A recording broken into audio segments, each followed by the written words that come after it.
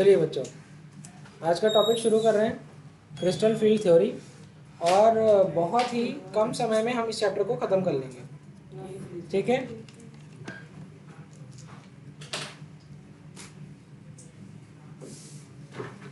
ठीक है, हेडिंग डालिए क्रिस्टल फील्ड थ्योरी, ठीक है, CFT। अब मेरी बात समझिए, जितनी चीजें मैं बोलूंगा सिर्फ उतना लिखना है, उसके अलावा आपको बहुत ज्यादा सेंटेंशियल नहीं लिखना है। What is crystal field theory? Actually the electron pair on the ligands. Electron pair on the ligand क्या होंगे? लोन पेयर होंगे ना। इलेक्ट्रॉन पेयर लिगेंड्स पे क्या होंगे? वही तो कोऑर्डिनेट बॉन्ड बनाने की। जैसे क्लोरीन है तो क्लोरीन के भैया ये लोन पेयर ही है, जो जैसे CN है तो CN माइनस है, जैसे ये कोऑर्डिनेट बॉन्ड बनाने में पार्टिसिपेट करते हैं ना। मतलब हमेशा लुईस बेस ही हमेशा कोऑर्डिनेट बॉन्ड बनाते हैं। और लुईस बेस क्या होते हैं? जिनके ऑक्टेट में 8 के 8 इलेक्ट्रॉन हो और दूसरी चीज और कम से कम एक लोन पेयर हो। क्या हो? एक लोन पेयर हो। तो लिखा हुआ है कि electron pair on ligand are due at negative charge, ठीक है, दैट इंटरैक्ट विद द, देखो सिंपल सी बात है, यही लोन पेयर सेंट्रल मेटल के डी ऑर्बिटल में जाते हैं। जैसे K4 FeCN6 जब तुमने किया था, तुमने जब ऐसे किया था K4 FeCN का होल 6, अगर तुमको याद हो तो तुमने Fe को लिखा था यहाँ पर एक पोटेशियम के ऊपर कितना चार्ज? +1 4 है तो कितना?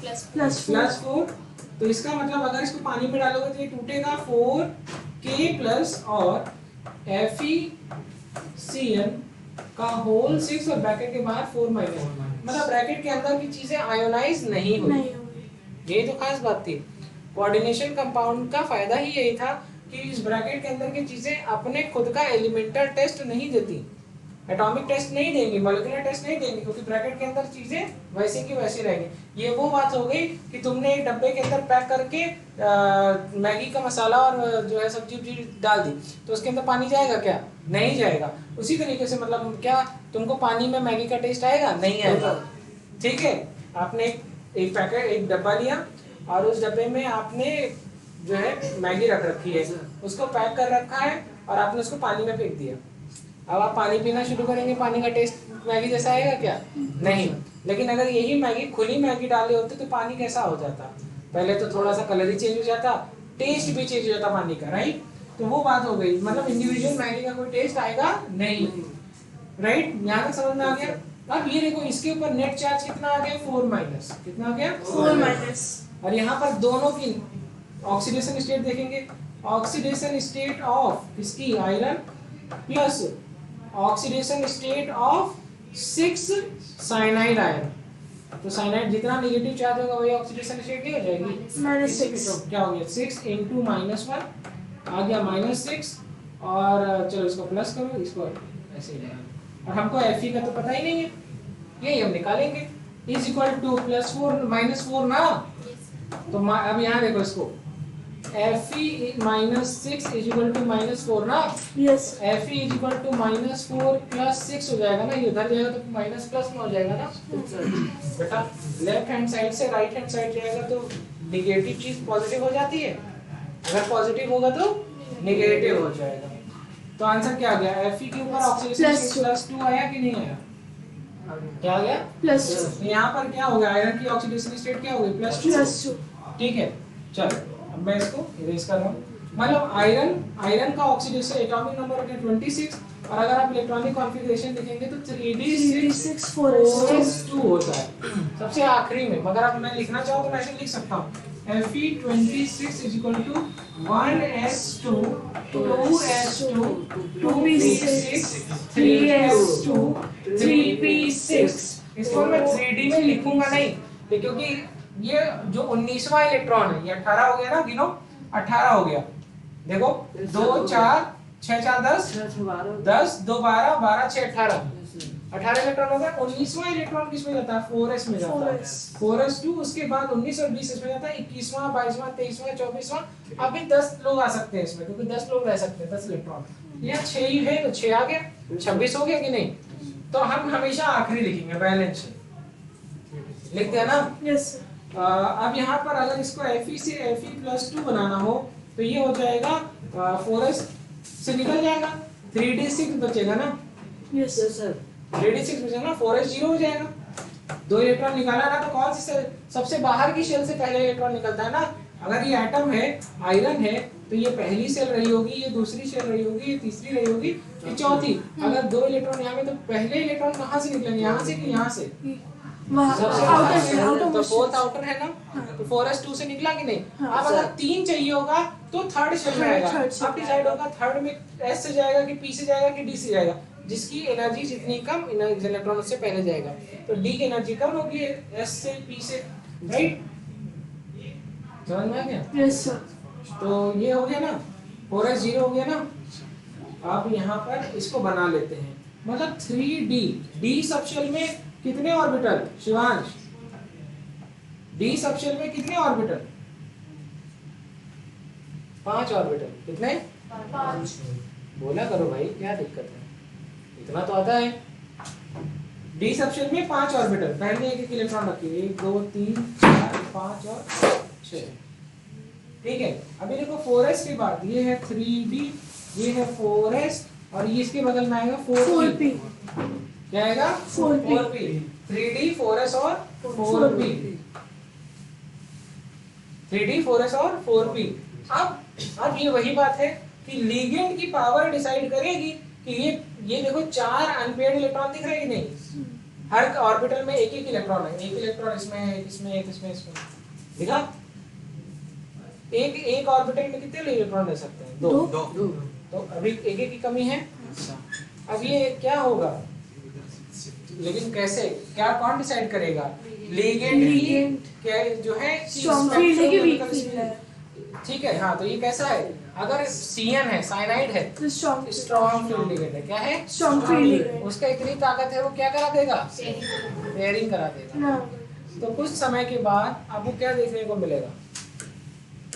कुछ समय के बाद आपको देखने को मिलेगा कि यहाँ से इलेक्ट्रॉन निकल गया और वो इलेक्ट्रॉन कहाँ चला गया? सेकंड और थर्ड इन ऑर्बिटल्स में आकर लग गया। अब यहाँ पर n की वैल्यू 0 हो गई। Yes sir. और यहाँ पर साइनाइड आएगा। यस। अच्छा क्यों बेटा? एक साइनाइड आया। अभी क्या नाम है बेटा? आफिया। आप मुझसे ये कह सकते थे कि साउंडर हर जगह 2 अपने इलेक्ट्रॉन रखे और यहाँ पर सिर्फ एक साइनाइड, यहाँ पर एक साइनाइड, यहाँ पर एक साइनाइड, 3 हो गया, 4 साइनाइड, 5 साइनाइड, 6 साइनाइड रखे हैं। क्यों? बस ये नहीं कि स्पीसीज है। अभी एक में 2 होने चाहिए, वहां पे एक ही है क्या? 2 होने चाहिए ना? है कि नहीं है? अभी तो एक ही है। इसलिए है क्योंकि जो साइनाइड तुम देख रहे हो एक्चुअल में वो साइनाइड है ही नहीं, वो ये है। और यहाँ पर नया तरीके का बॉन्ड बना है, कोऑर्डिनेट बॉन्ड, और ये 2 इलेक्ट्रॉन खुद ही लेकर के आ रहा है। समझी? तो इसमें तुमको भले ये एक दिख रहा है लेकिन यहाँ पर 2 इलेक्ट्रॉन आ रहे हैं एट अ टाइम। किसके? साइनाइड के। क्योंकि कोऑर्डिनेट बॉन्ड में क्या एक ही इंसान दोनों इलेक्ट्रॉन दे रहा होता था। पढ़ाया था कल शायद बताया था थोड़ा बहुत इसके बारे में। अरे कल मैंने थोड़ा सा बताया था ना कोऑर्डिनेट बॉन्ड के बारे में थोड़ा सा। मुझे याद है, आई डोंट नो, मुझे आपकी बैच में पढ़ाया हूँ कि मॉर्निंग की बैच में पढ़ा रहा हूँ। हाँ, बीकेटी वाले सेंटर पे भी पढ़ा रहे हैं आजकल, ये नोट कर लेना। ठीक है, अब मैं आपको ये बताऊँ, नोट करने जैसा अभी तक तो है नहीं, बट अगर आप चाहो तो लिख सकते हो। तो लिखा है कि नेगेटिव, अब देखो वो बेटा वो साइनाइड के इलेक्ट्रॉन कौन से ऑर्बिटल में गए थे? डी में गए थे। आयरन के डी में नहीं गए थे अभी, मैंने मिस करी। हाँ, पीछे के डी के लास्ट में। तो 2 डी के गए थे, एक एस गया था और बचे हुए पी गया था, D2sp3। D2sp3 हुआ था। डी में 2 गया था साइनाइड, एक एस में गया था और 3 पी में गया था। यही तो बना था। तो इनर ऑर्बिटल कॉम्प्लेक्स बना। तो लिखा हुआ है कि negative charge interact with the D orbital on the central metal, the nature of ligand and the tendency toward the covalent bond is ignored. ठीक है, चलिए नोट कर लीजिए, फिर मैं आप लोगों को सिखाऊंगा। जरूरत तो मैं सच बताऊं तो जरूरत ही नहीं है। वैसे आप चाहो तो खाली यहाँ तक नोट करें। हेडिंग डाले हैं तो कुछ तो नोट करें, क्योंकि आएगा न्यूमेरिकली, ये सब करना ही नहीं है कुछ। ठीक है, तो देखिए डी सबशेल का ये देखिए बेबी सुदर शीट, D Z square, D X square Y square, dz square dxy dyz dzx दिख रहा है? डम्बल, डबल डम्बल शेप दिख गया? नहीं समझ में आया? इससे अच्छा तो मैं 2D बता देता था। हाँ, ये x एक्सिस है और ये y एक्सिस, कुछ भी मान लो तुम्हारे ऊपर, ऐसा थोड़े कि यहाँ नाम से लिखा हुआ है। ये y एक्सिस है, ये x एक्सिस है। dxy का मतलब क्या होता है? x और y के बीच में क्या? dxy dxy, ठीक है? यहाँ पे लिखा है देखो dxy, ठीक है? तो मैं तुमको ये बात बताना चाह रहा हूँ, जरा मेरी बात को समझने की कोशिश करना। देखो इधर, ये x एक्सिस है और ये y एक्सिस है, ठीक है? और x और y एक्सिस के बीच में इलेक्ट्रॉन होने, एक यहाँ हो सकता है, यहाँ हो सकता है, यहाँ हो सकता है, यहाँ हो सकता है। तो यही मैं यहाँ पे भी दिखाना चाहूँगा कि x और y के, ये x एक्सिस माइनस x हो गया ना, ये प्लस y हो गया, ये माइनस y हो गया, ये डबल डबल, यही चीज यहाँ पे बनी हुई है। हालांकि बस बनी है इस साइड के प्लेन में, ठीक है? आप अपनी कॉपी में ऐसे ही 3 बनाइए और एक बार उसको xy लिख दीजिए, एक बार इसको y मान लीजिए, इसको z एक्सिस मान लीजिए, एक बार इसको x एक्सिस मान लीजिए, एक बार इसको z एक्सिस मान लीजिए। अब कॉपी में तो नहीं बना सकते ना 3 डायमेंशनल, बना सकते हैं? अरे एक बार बाहर बनाओगे z एक्सिस, तो माना जाता है कि इन्हीं दोनों के बीच में हम स्टडी कर रहे हैं। बात समझ में आ गई? सिर्फ पहली बात समझ में आ गई क्या? मैं आगे बढ़ूं? बहुत टॉपिक बड़ा है, ठीक है? चलो, अब यहाँ पे लिखा है, ये देखिए, ये है आपका सेंट्रल मेटल। क्या है? Central metal. अब यहाँ पर देखिए बहुत सारी चीजें आपको मैं सिखाना चाह रहा हूँ कि लिखा हुआ है कि लिगेंड व्यूड एज अ, ये सब आएगा ना एग्जाम में, ये मैं आपको दिखा रहा हूँ कि एक्चुअल में एटम की पे कोई सेंट्रल मेटल पर लिगेंड लगने के बाद उसकी ज्योमेट्री कैसी हो जाती है। समझ में आ रही है? आएगा नहीं एग्जाम में, सिर्फ बता रहा हूँ।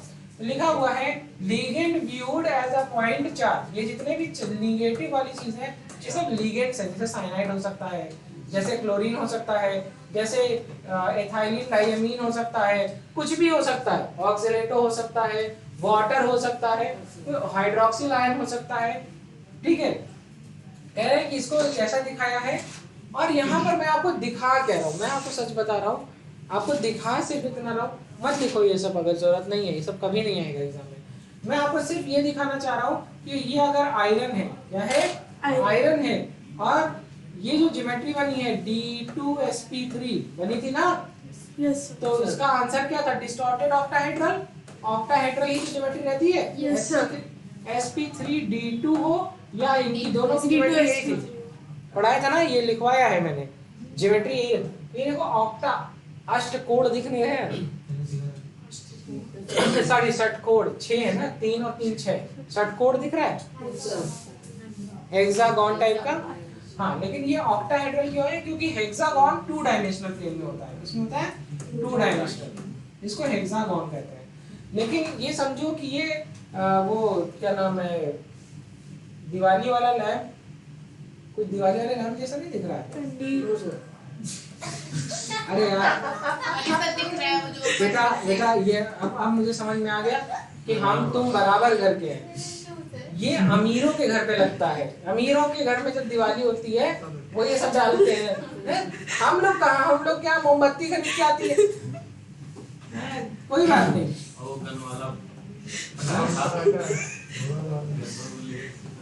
नहीं नहीं, आदमी पटाखे में कंजूसी नहीं करता गुरु।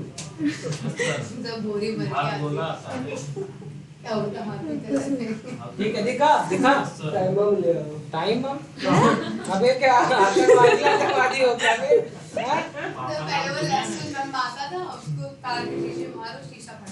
हाँ, मैम लहसुन नहीं चटाई जलाई है। हाँ, वो एक ऊन मम आप लोग ने यूज किया है? ऊन मम जलाया, हरे हरे कलर में होता है, नीले कलर का। हाँ, वही भयंकर होता है। और मैं आपको बताऊं, अपन पटाखा खरीदने में भी सस्ता पटाखा खरीदते थे, जिसको बल्क में चाहिए, और उसमें क्या होता था, वो घटिया माल मिल जाता था। कभी कभी ऐसे लगा रहे वही पड़ गया। और कभी कभी तो होता क्या था कि 2 मिनट बाद पटाखे के बाहर ऐसे दिखी होती ना, मतलब ऐसी टाइप की ना, तो इस घटिया कैटेगरी का पटाखा ले आते थे कि पटाखा निकालने से पहले ये निकल जाती थी और ये ऐसे बचा रहता था। अब समझ नहीं आ रहा था यार, नुकसान हो गया, तो अपन लोग क्या करते थे कि यार इसमें कुछ ना कुछ जुगाड़ करो ना, तो धीरे से इसमें कुछ ना कुछ फंसा के या इसके आसपास खूब सारा पेपर जला रहे होते थे ताकि कुछ तो जले, और ऐसे में बड़ा हादसा हो जाता है। एक बार ही मेरा कजिन है, तो हाँ है बेटा है, ठीक है, मेरा एक कजिन है, वो क्या किया कि कुछ पटाखे खराब हो गए तो उनके बारूद निकाल लिया, उनको रखा उसने पेपर पे, और वहां पे तुलसी का पेड़ था घर पे। अब वो क्या किया, वो शैतान था और यहीं बगल में जो है थोड़ी सी राख वाख जलाया और उसके ऊपर जाके रख दिया, हाँ पटाखा, और कह रहा था आज मैं तुलसी का पेड़ जला दूंगा, ये कर दूंगा, पता है घर वालों में थोड़ा सा परेशान करने के लिए उसने किया, और वो आग जला के हंस नहीं पाया, उसने वो पूरा जल गया उसका पूरा मुंह काला हो गया। अब इतना लोग हंस रहे हैं, कह रहे हैं हाँ वो निकाल के उसमें थोड़ा वो शीशे का टुकड़ा डाल के फिर बांध के तब जलाते। अरे यार कहीं हम क्या कहीं दंगा प्रदर्शन करने जा रहे हैं, शीशा डाल के मतलब आँख फूट जाए, अरे यार मजे के लिए करो।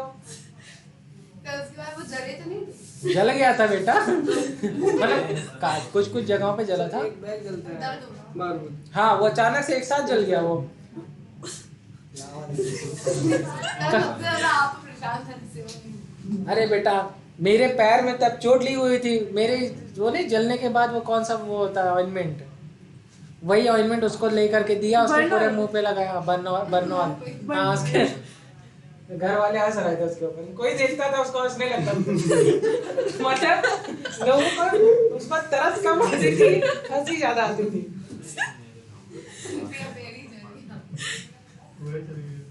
तुलसी का पेड़ नहीं जला, लेकिन अब ये देखिए, अब मेरी बात को समझो, यहाँ लिखा हुआ है the repulsion between ligand lone pair and the D orbital on the central metal result in splitting, यही इंपॉर्टेंट है। अब पहला पॉइंट लिखिए, हेडिंग डालिए CFSE, क्या डालिए CFSE, crystal field splitting in octahedral coordination entities, ये इंपॉर्टेंट है। अब से ही टॉपिक शुरू हो गया।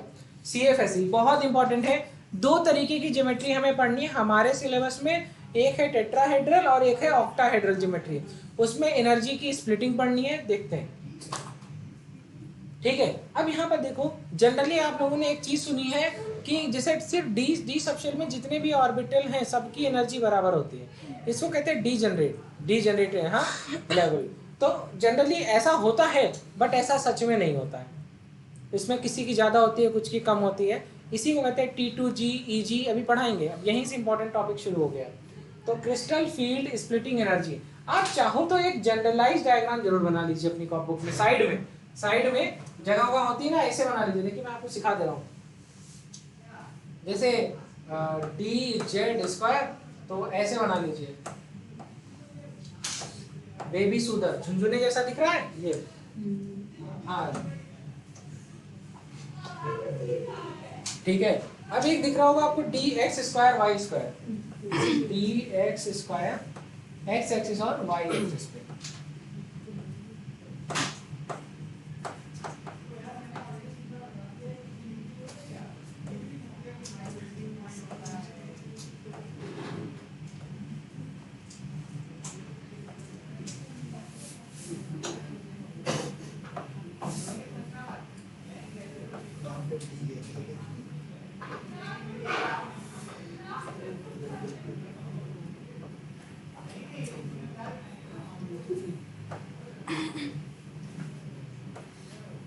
एक और बना दे रहा हूँ, D इसको X मान लो, इसको Z मान लो, तो DXZ,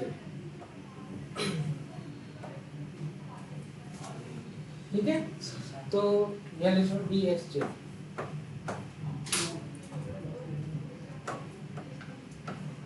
ठीक है। ये बन गए ऑर्बिटल। अब ऑर्बिटल अलग अलग एनर्जी लेवल में मैं आपको सिखाने जा रहा हूँ, जल्दी करें, आगे बढ़े, यस सर। जल्दी नोट करिए बच्चों। कितनी अच्छी बात लिखी हुई है कि जो सेंट्रल मेटल है इनके जो डी ऑर्बिटल है इन डी ऑर्बिटल्स के बीच में एनर्जी का डिफरेंस शुरू हो रहा है। ठीक है, इसी को कहते हैं स्प्लिटिंग एनर्जी। तो एक बार बताओ, कोई भी सामान खरीदे जाता है तो पहले महंगी चीज खरीदते हो सस्ती चीज? सस्ती। तो इलेक्ट्रॉन की फीलिंग किस तरीके से चाहोगे कि पहले लो एनर्जी वाले में जाए कि पहले हाई एनर्जी? लो एनर्जी में। इलेक्ट्रॉन हमेशा पहले किस ऑर्बिटल में जाना चाहेगा? जिसकी एनर्जी लो हो। ठीक है, वही सिखाने जा रहे हैं। दोनों कॉम्प्लीट बहुत शानदार है, यही सबसे अच्छा टॉपिक है। एक बार सिखा दूंगा और इसके बाद इस पे ही क्वेश्चन आ जाएगा तो कर लोगे। ठीक है, चले आगे बढ़े। Yes sir. बस हाँ बेटवा, बस छोटा सा बनाना। वो जेड एक्स, किसी को एक्स जेड मान लो, किसी को वाई जेड मान लो, वो तो एक्सिस आपके ऊपर मानने के ऊपर है। चले आगे बढ़े। यस। अनाहिता समझ आ रहा है? महक, अंशुल, आज इकरा एब्सेंट है। आज कुछ बच्चे एब्सेंट है हाँ लाइव में। चले आगे बढ़े। Yes sir. कुछ करना नहीं है।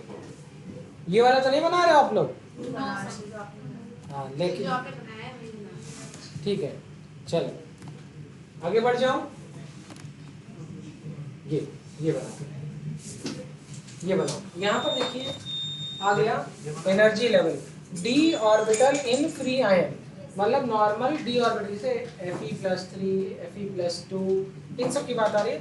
उनमें जो डी ऑर्बिटल है वो जनरली तो ऐसे लिखते हो dx dyz dx2 y2 dxy dyz dz2। यहाँ पर देखो एवरेज एनर्जी तो सबकी बराबर होगी।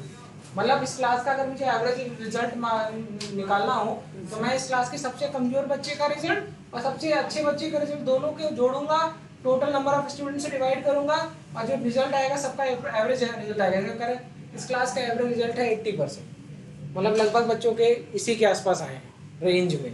तो किसी के 78 भी हो सकते हैं, किसी के 82 भी हो सकते हैं। ठीक है, अब यहाँ से बात समझ में आ गई। तो यहाँ पे देखो दो एनर्जी लेवल आपको देखने को मिल रही है, जैसे dx2 y2 आप गोला बना पा रहे हो कोई बात नहीं, आप ऐसे बना सकते हैं। ये सिर्फ इस बात को बताने के लिए था कि आप ऐसे बनाने ज्यादा अच्छा आपके लिए। गोला वाला मत बनाइए, आप लोग तो बहुत तेज हैं। तो ये कौन है? तो दिमाग लड़ा रहे हो तुम हमसे? तब क्या बनाया? ये ऐसे भी बना सकते हैं। ठीक है, समझ में आ गया?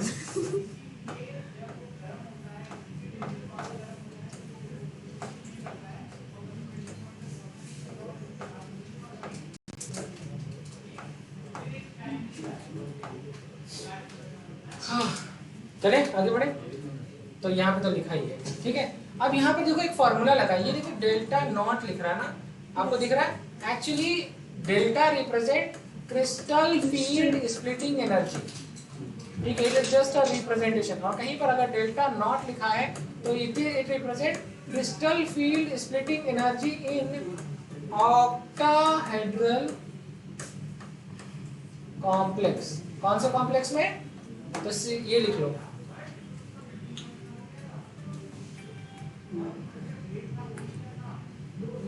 ठीक है। क्या आ गया? Crystal field splitting energy in octahedral complex. अच्छा हम ही कॉल कर रहे हो? हाँ, तुमको फोन आने लगा।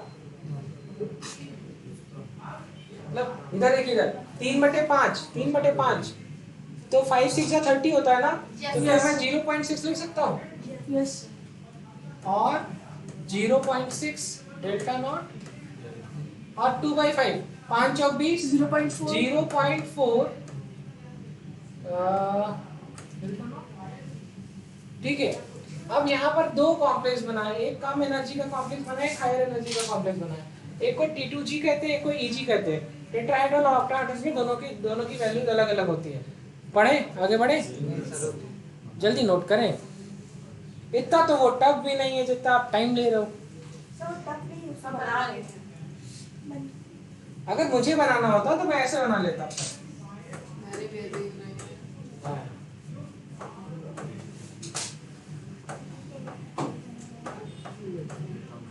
बस हमें तो इतने का ही काम है। अगर ये लिखो ऐसे एक ही जगह लिख दो, ये तो तुम कॉमन सेंस है कि ये तुमको आना चाहिए। ठीक है, डी ऑर्बिटल में डी सब शेल है तो 5 ऑर्बिटल तो होगा ही। ठीक है, चल अब ये देखो, ये बीच में एनर्जी का डिफरेंस है। क्या है?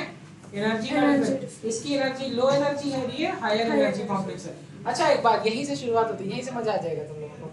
अगर आप लोगों ने सुना होगा जैसे जो आपका कोऑर्डिनेशन कंपाउंड वो सॉरी लिगेंड है, लिगेंड अब ये एनर्जी ये है ऐसे ऐसे सब में भरा हुआ है, तो पेयरिंग कब होगी कब नहीं होगी, ठीक है, स्ट्रॉन्ग फील्ड लिगेंड का क्या प्रभाव होगा, वीक फील्ड लिगेंड का क्या प्रभाव होगा, यहीं पर दिखा दूंगा आपको एक बार में, देखिएगा नेक्स्ट।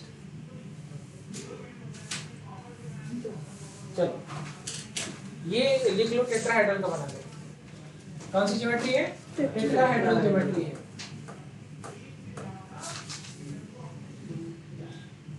रुको एक सेकंड, एक सेकंड बेटा, ठीक है नोट करो, ठीक है।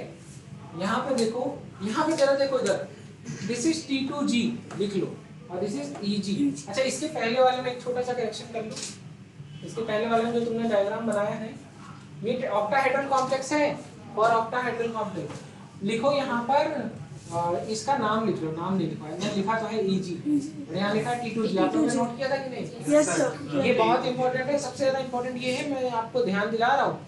T2G और EG लिखने का क्या मतलब है मैं सिखाऊंगा, वहां पर देखना। अभी जब टेट्राहेड्रल कॉम्प्लेक्स बनाओगे तो ये T2G हो जाएगा ऊपर वाला, और नीचे वाला EG हो जाएगा, देखना अभी, ठीक है। दिख रहा है T2G और EG? तो ये हो गया 0.4 और ये वैल्यू हो गई 0.6, नोट करिए वैसे ही बना करके।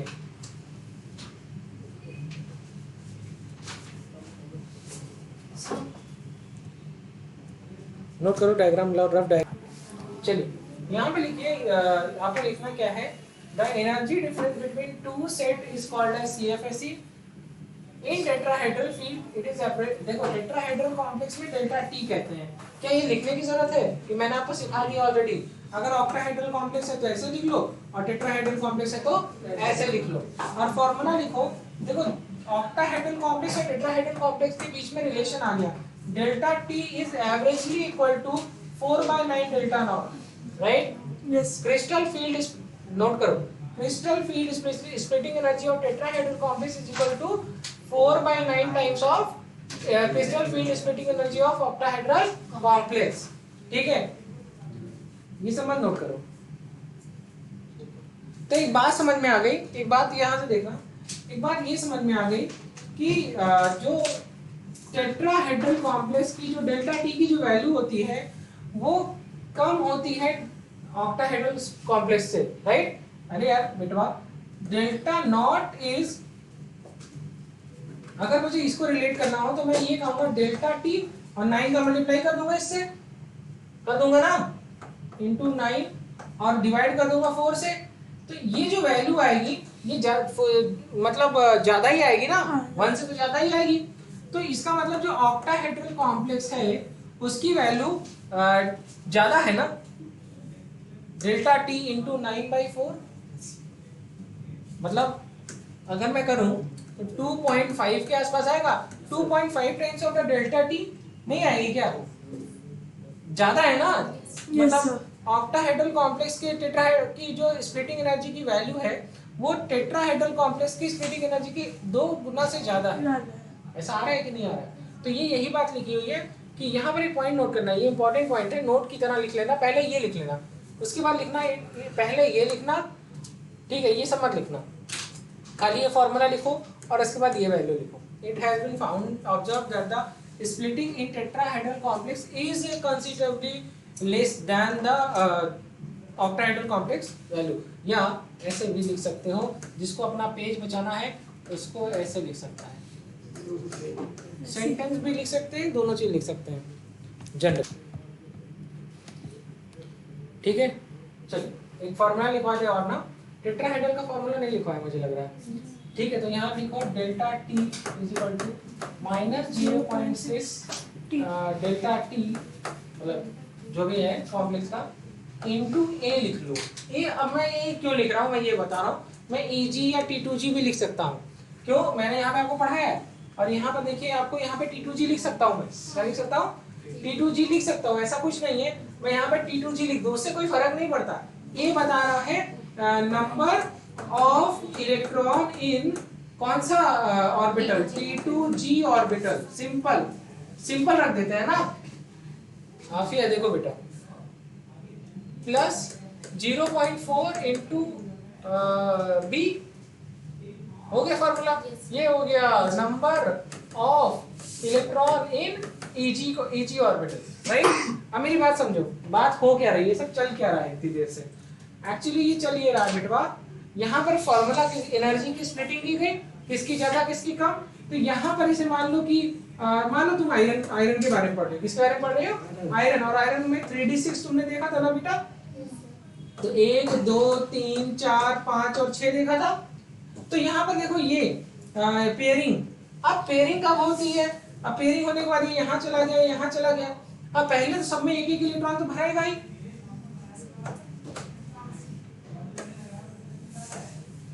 तो 1 2 3 4 और 5।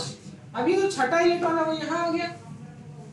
अब बात आती है कि पेयरिंग तो होगी, तो जब अब ये देखो ऐसा होना चाहिए।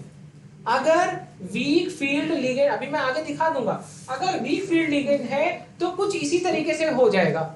लेकिन अगर स्ट्रॉन्ग फील्ड लिगेंड होगा तो पता है क्या होगा? जैसे मान लो साइनाइड आ गया, और साइनाइड आ गया ना, तो पता है क्या हो जाएगा? जैसे ये डब्बा था 1 2 3 4, तो यहाँ ये डब्बे, इधर देखो बेटा, 2 सेकंड आप लोग रुक जाइए। कम से कम उन बच्चों पे तरस खाएं जिनको बेचारों को नहीं आता है, और वो इसीलिए आए कि उनके पापा 1 करोड़ रुपए नहीं दे सकते प्राइवेट कॉलेज का, तो उनके लिए तरस खाएं, उनको पढ़ने दे।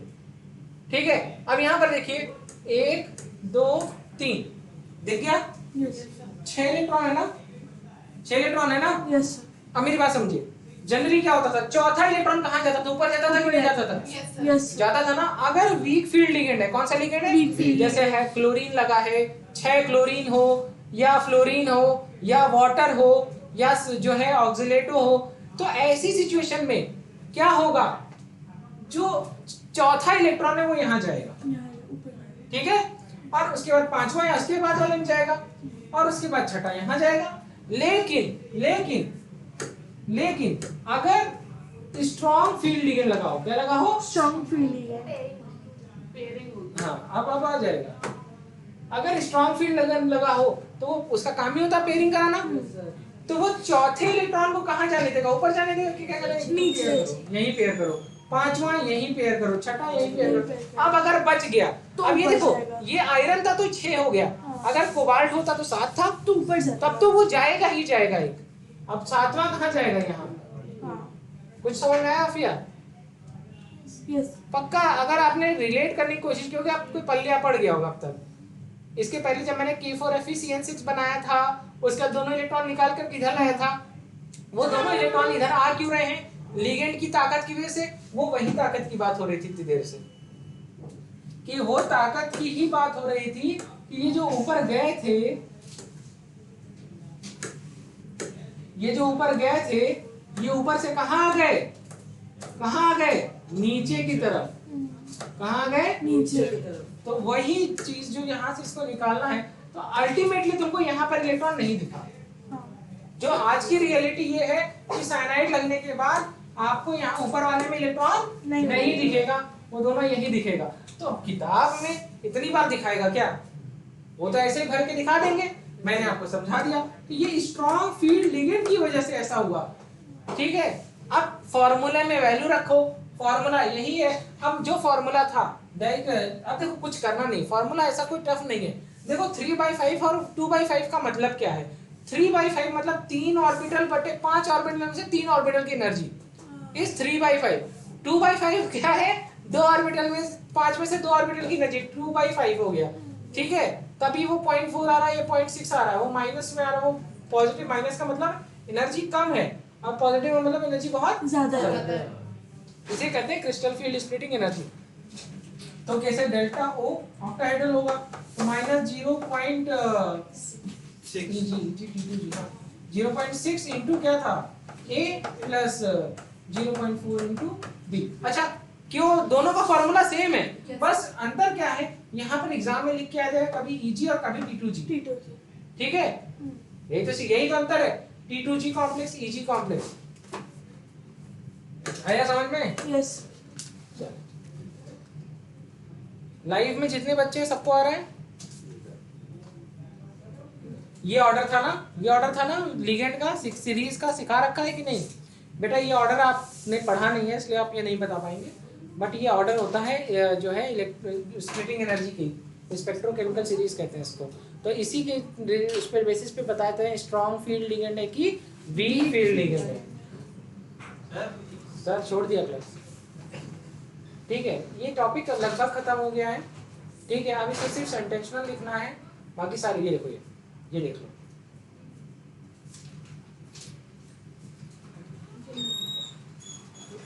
ये देखो क्या लिखा हुआ है, जैसे D1 हो या D2 हो या D3 हो, क्या है? For complexes having up to D1 D2 या D3, यहाँ पर जो तीन ईच इलेक्ट्रॉन के अंदर, अब देखो यही तो तुम्हारा स्ट्रक्चर है एक्चुअली, हाँ। और अभी 3 तक में तो यहीं पे आएगा।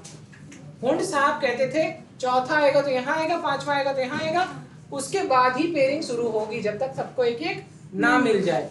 लेकिन स्पेक्ट्रोकेमिकल सीरीज के अकॉर्डिंग जो लिगेंड्स हैं वो हुंड रूल को वायलेट करा सकते हैं कि अगर वो स्ट्रॉन्ग फील्ड लिगेंड हुआ तो ऐसा भी हो सकता है कि इसमें इलेक्ट्रॉन जाए ना और पेयरिंग भी हो जाए। तो अभी किया हम लोगों ने कुछ देर पहले, पेयरिंग हो जाए और यहाँ कुछ जाए ना। यही बात यहाँ पे लिखी हुई है, देखिए जरा थोड़ा सा पढ़ने की कोशिश कीजिए। अगर आप थोड़ा सा पढ़ने की कोशिश करेंगे तो आपको आ जाएगा। यहाँ लिखा हुआ है कि जो इलेक्ट्रॉनिक कॉन्फ़िगरेशन है वो डिपेंड करता है क्रिस्टल फील्ड स्प्लिटिंग पे, ठीक है। लिखा हुआ है कि अगर ऑक्टाहेड्रल कॉम्प्लेक्स है तो 3 ऑर्बिटल की एनर्जी क्या होगी? लो, और 2 ऑर्बिटल की एनर्जी क्या होगी? हाई। इतनी देर से हम लोग पढ़ चुके हैं। कह रहे हुंड रूल के according her electron occupy a set of orbital of same energy at a time within a splitting is parallel। कह रहे हैं कि according to Hund rule के हिसाब से जो इलेक्ट्रॉन्स हैं they will occupy a set of orbitals of same energy। जैसे अगर मैं बात करता था T2G तो इसमें दोनों की एनर्जी क्या थी? बराबर। और अगर ये देखो, ये इनकी एनर्जी बराबर, तो 2 पार्ट में बढ़ गई लेकिन तीनों की एनर्जी, इसको डीजनरेसी कहते हैं। मतलब dxy dyz dzx तीनों की एनर्जी अलग बराबर होगी, भले कम हो लेकिन सबकी बराबर होगी। और dz² और dx² y² वाले ऑर्बिटल की एनर्जी ज्यादा जरूर होगी लेकिन बराबर होगी, इन दोनों में बराबर होगी। और इनकी जितनी होगी तीनों में बराबर होगी, इसको कहते हैं, ठीक है। चलो ये सारी बात समझ में आ गई? Thank you. भागना है, टाइम हो गया क्या? जस्ट 6:30 हुआ है गधों, इतना तो टाइम हम ले सकते हैं। The possible electronic configuration has lower energy depend on the nature of electrical attach। क्या ये बात हम लोगों ने नहीं करी है क्या? हाँ, ठीक है। तो कह रहे हैं कि अगर crystal field splitting energy octahedral complex से निकालनी है तो हमें जो यहाँ पे फॉर्मूला क्या बना, लो स्पिन, और देखो लिखा हुआ है कि the electron will try to, देखो सिंपल सी बात, इलेक्ट्रॉन ऊपर वाले ऑर्बिटल में जाना चाहेगा क्या? नहीं जाना चाहेगा। क्या नहीं जाना चाहेगा? नहीं जाना चाहेगा। अगर क्या लगा हो? स्ट्रॉन्ग फील्ड लिगेंड, क्योंकि लो एनर्जी वाले में ही चला शिफ्ट हो जाएगा। ठीक है, चलो ये थोड़ा सा पार्ट है। नेक्स्ट क्लास में नया चैप्टर होगा D&F ब्लॉक, और 15 मिनट की क्लास बचेगी कोऑर्डिनेशन की। चैप्टर खत्म नहीं हुआ है, एक बहुत छोटा सा टॉपिक बचा हुआ है बस। फॉर्मूला तक सिखा दिया, क्वेश्चन लगने लगेंगे अब आपके। ठीक है, समझ में आ गया? यस। चलिए, थैंक यू।